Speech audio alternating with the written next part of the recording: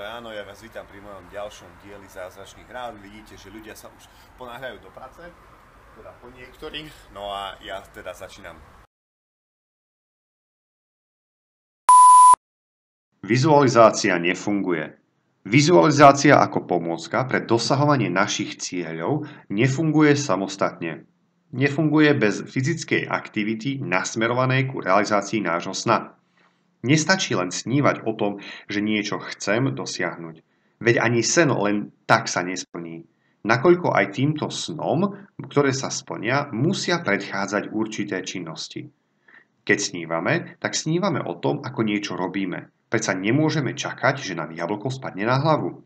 Vizualizácia funguje až vtedy, keď spravíme kroky, ktoré si aj predstavíme. Napríklad, ak chcem získať dom, musím aj preto niečo spraviť. Či už je to získať pôžičku, urobiť základy a tak ďalej. Nielen o tom snívať. Nevyhovárajte sa na veci, ktoré neviete ovládať. Skôr sa zamerajte na to, čo viete urobiť. Predstavte si, ako to robíte a potom to aj spravte. Skúmajte svoju vizualizáciu a buďte dôslední pri jej plnení. Ja som, kto som, lebo ja som strojcom vlastného šťastia.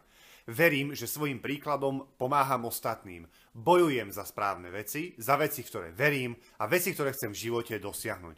Práve tu a práve teraz sa zbavujem svojich starých zlozvykov, lebo viem, že minulosť nezmením, že na budúcnosť sa viem iba pripraviť a len prítomnosť viem ovládať.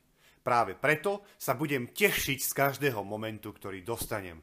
Nebudem preberať zodpovednosť za ostatných, ale len za svoje činy a chcem sa neustále zlepšovať, aby som mohol byť lepším príkladom pre ostatných.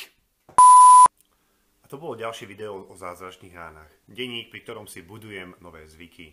Verím, že vás inšpiruje ku novým zmenám a k budovaniu nových zvykov. Ak sa vám video páčilo, nezabudnite ho dole lajkovať. Prihláste sa na odber nových videí, prípadne si pozrite niektoré z mojich starších.